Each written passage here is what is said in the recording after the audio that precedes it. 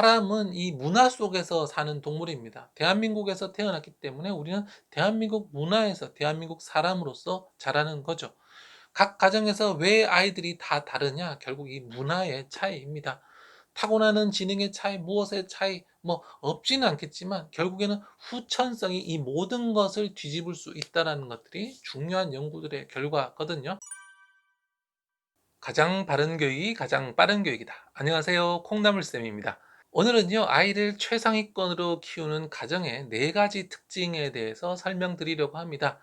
저는 20년간 초등학교에 있으면서 굉장히 관심 많았던 것들이 공부를 잘하는 아이와 공부 못하는 아이들의 특징, 그리고 각 가정에서 부모님은 어떻게 키우시나 그게 굉장히 궁금했어요. 그래서 문해력이라는 것도 그래서 발견을 했던 거고, 그래서 부모님들께 어떻게 가정교육을 하는지 그런 이야기들도 좀 듣고는 했는데, 그러다 보니까 정말 최상위권 아이들의 그 가정에서는 그 어떤 공통점들이 있더라고요. 아이를 잘 키우려면 저런 문화는 기본적으로 가져야 되겠구나라고 깨달았던 점들이 있는데, 그 네 가지 오늘 영상으로 설명드리려고 합니다. 아이를 단 한 단계 끌어올리는 것도 사실 쉽지는 않아요. 그런데 학급에서 보면 반짝반짝하는 그런 아이들이 있습니다. 그렇게 반짝반짝하는 그런 아이들로 키운 가정의 비밀 무엇인지 한번 살펴보도록 하겠습니다. 그래서 오늘 영상 보시고 나면요, 우리 아이를 최상위권으로 만들기 위해서 도대체 무엇을 해 주어야 하는지 분명히 아실 수 있을 겁니다. 좋아요, 구독하기, 알림 설정까지 하고 또 계속 좋은 정보 받아보시기 바랍니다.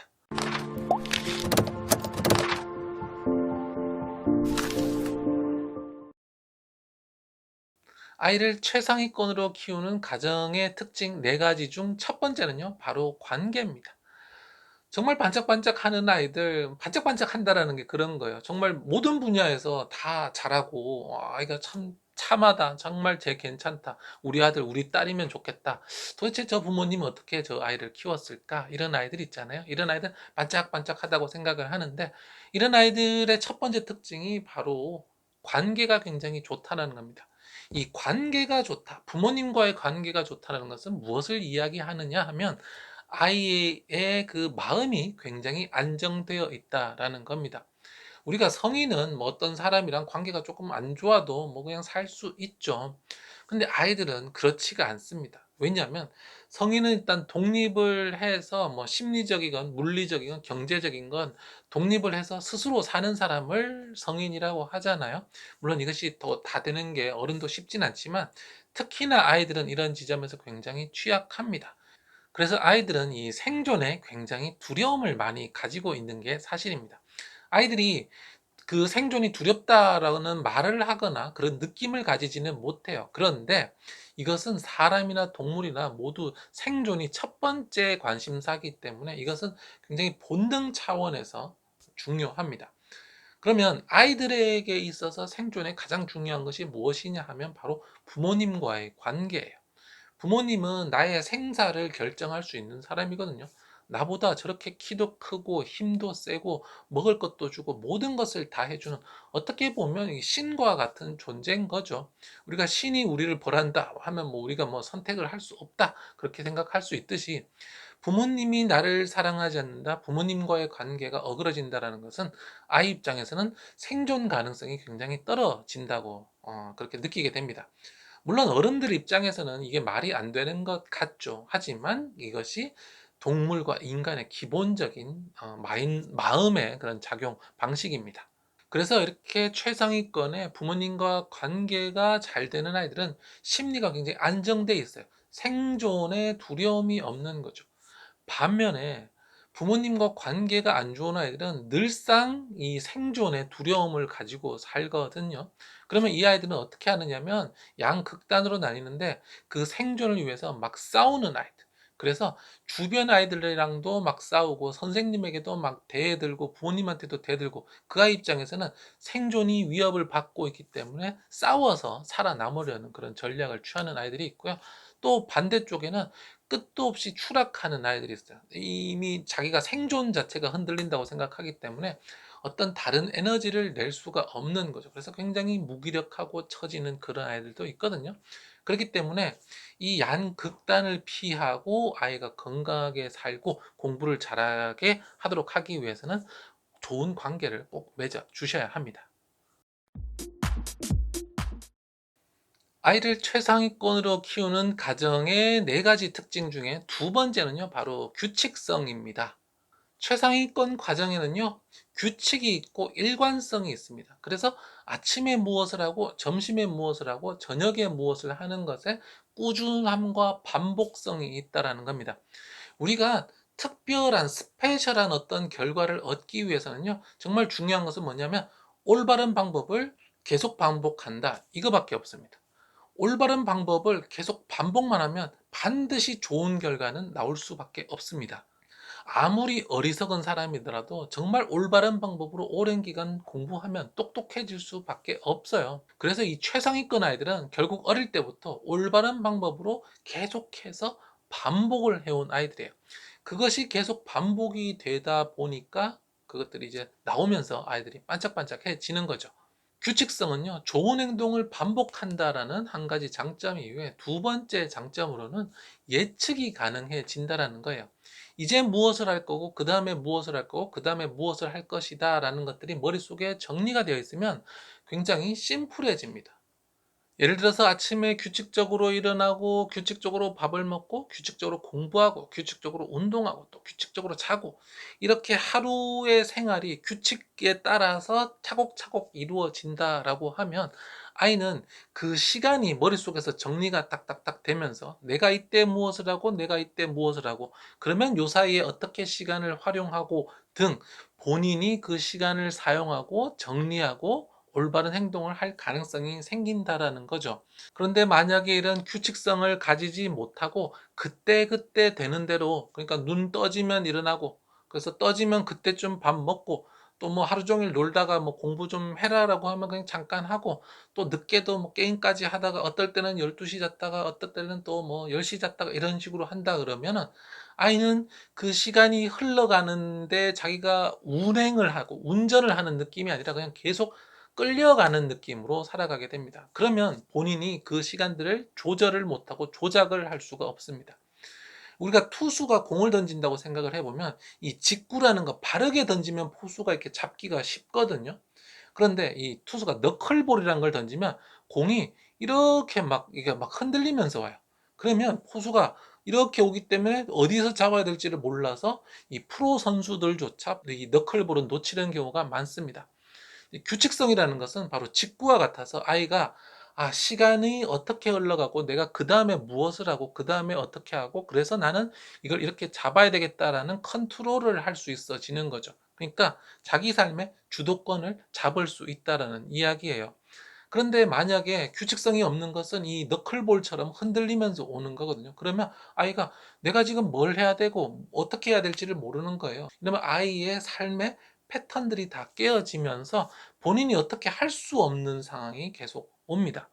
그래서 규칙성이라는 것은 올바른 행동을 여러 번 반복하게 한다는 점에서도 중요하고, 또 하루 일과와 하는 일들을 예측 가능하게 해서 아이 스스로 그것을 조절 가능하게 한다는 측면에서 이것이 굉장히 중요한데, 그러면 이 규칙성을 어떻게 만들어낼 수 있을까요?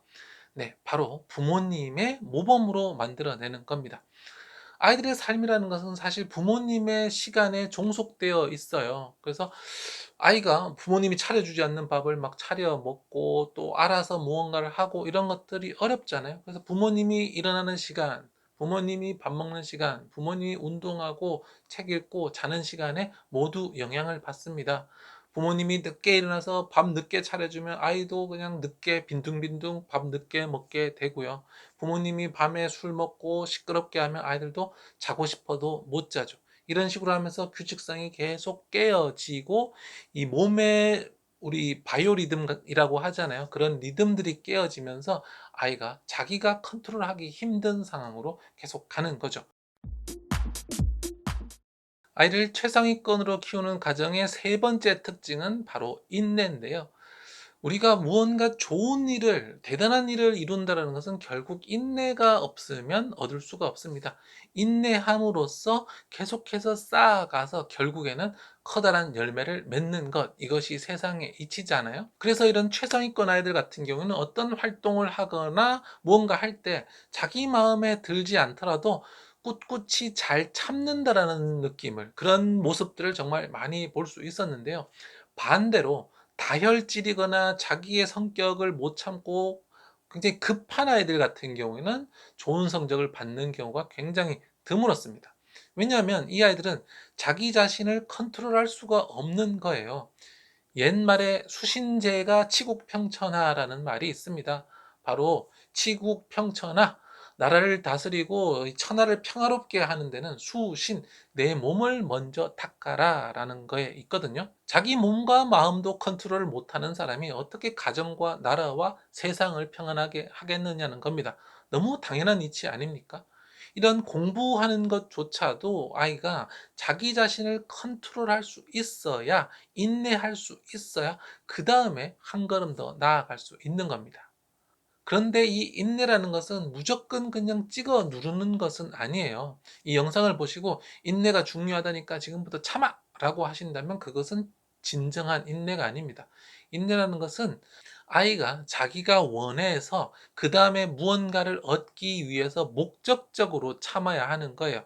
그러니까 내가 이 장면에서 어떻게 참는다라고 하면 그 다음에 무엇을 얻을 수 있을 것이다. 나는 저것을 얻기 위해 지금 이 순간 참는다라는 자기 자신의 인정과 자기 자신에 의해서 설득되어서 참을 때 인내심이 생기는 겁니다. 그래서 너 참아라는 방식이 아니라 적절한 메리트를 주고 아이가 참고 싶은 마음, 그리고 참았을 때 확실한 뭔가 어드밴티지를 주는 것이 중요한데요. 저 같은 경우는 아이들에게 어떻게 이런 인내심들을 길렀느냐 하면, 용돈을 줄 때 용돈을 주고 일정 금액을 저축을 권장을 했어요. 그리고 이 저축을 했을 때는 50%의 이자를 줬어요. 아이가 1,000원을 저축하면 500원을 이자를 더 주고요. 2,000원을 저축하면 1,000원을 이자를 더 줬습니다. 그러니까 이게 50% 이자가 굉장히 크잖아요. 그래서 처음에는 아이들이 지금 당장 쓰고 싶어 하더라고요. 그런데 이제 제가 계속 구슬렸습니다. 네가 이걸 조금만 더 참으면 돈이 10,000원 적금하면 15,000원이 된다. 참는 게 너에게 이득이 아니겠니? 라는 식으로 여러 번 설득을 했고, 그것들이 어느 정도 아이들이 크면서 이제 알아듣기 시작을 하자 저축 금액을 점점 더 늘리더라고요. 지금 이 순간 참는 것이 나에게 나중에 훨씬 큰 열매로 온다라는 것을 깨닫는 거죠. 이런 과정에서 자기의 욕구를 먼 미래의 이득과 비교를 해보고, 아, 이 순간 욕구를 줄이면 나중에 훨씬 더 큰 것이 온다라는 깨달음, 그리고 그런 경험들이 되면 인내에 훨씬 더 능숙해지게 됩니다. 우리 부모님께서도 집에서 어떤 점들을 던져줌으로써 아이가 인내하도록, 참고 나서 더 큰 것을 얻도록 해줄 수 있을지 한번 생각해 보시기 바랍니다. 아이를 최상위권으로 기르는 가정의 마지막 특징은요, 바로 여가가 달랐습니다. 여가, 레저, 시간 보내는 방법이죠. 시간이 남았을 때 무엇을 하느냐가 가정별로 굉장히 극단적으로 많이 보였습니다. 먼저 최상위권 가족의 여가는요, 거의 대부분이 건전한 것이었습니다. 운동하고요, 뭐 독서하고 여행하고 뭐 관람하거나 악기를 하거나 무언가 생산적인 일을 했어요. 여기서 생산적이라는 것이 돈을 이야기하는 것이 아닙니다. 내 몸과 마음을 더 건강하게 생산해낼 수 있는 그런 일들을 하더라라는 거죠. 끝나고 났을 때 무언가 뿌듯하고 얻은 것 같은 그런 일들을 계속해 나감으로써 실제로 쌓기도 쌓고, 그 다음에 나는 괜찮은 사람이야, 나는 어제보다 더 발전했어 라는 마음을 계속 키워가는 거죠. 반면 아이의 교육이 잘 되지 않은 가정에서의 여가라는 것은 주로 스마트폰과 게임, 또 부모님은 술, 담배가 주로 주된 여가였습니다.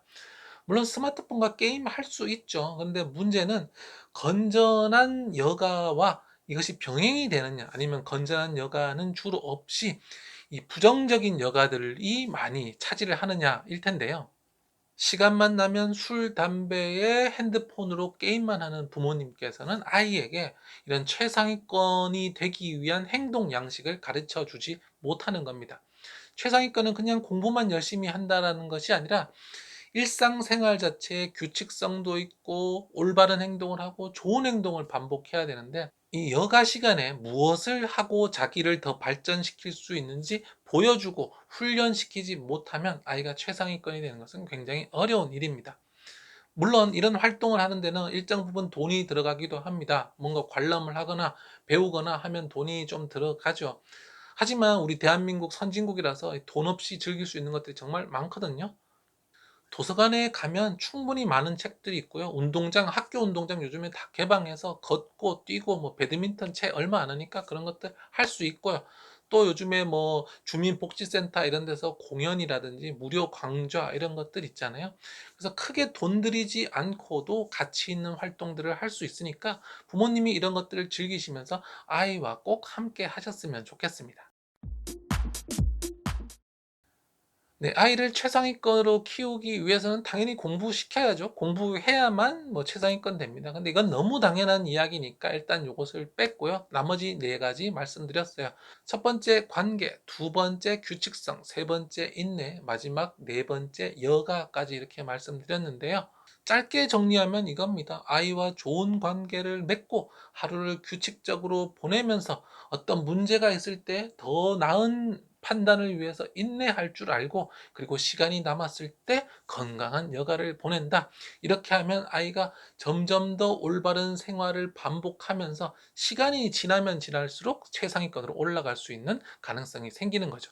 반대로 아이와 관계가 좋지 않고 규칙적이지 않고 굉장히 불규칙적으로 살고 인내하지 않고 그때그때 그냥 기분 좋은 대로 느낌 좋은 대로 막 행동을 하고, 마지막 네 번째로는 또 비생산적인 뭔가 파괴적인 게임, 술, 담배로 여가를 채운다면 아이가 점점 더 아래로 내려가는 그런 길밖에 없을 겁니다. 사람은 이 문화 속에서 사는 동물입니다. 대한민국에서 태어났기 때문에 우리는 대한민국 문화에서 대한민국 사람으로서 자라는 거죠. 각 가정에서 왜 아이들이 다 다르냐? 결국 이 문화의 차이입니다. 타고나는 지능의 차이, 무엇의 차이, 뭐 없지는 않겠지만 결국에는 후천성이 이 모든 것을 뒤집을 수 있다는 것들이 중요한 연구들의 결과거든요. 우리 가정의 환경은 우리 아이를 최상위권으로 기를 수 있는 요건인지 한번 살펴보시고 이것들을 하나씩 느리더라도 조금씩 고쳐보시기 바랍니다. 지금 영상 보시면서 우리 가정에는 도대체 무엇이 부족할까 한 가지 꼭 생각해 보시고 이번 주에는 그것을 타겟으로 한번 꼭 바꿔보시기 바랍니다. 이걸 바꾸시면 공부하라는 잔소리는 훨씬 줄이면서도 더 좋은 결과를 손쉽게 얻으실 수 있을 겁니다. 네, 좋아요와 구독하기, 알림 설정까지 부탁드리고요. 더 좋은 영상으로 또 찾아뵙겠습니다. 우리 부모님 화이팅!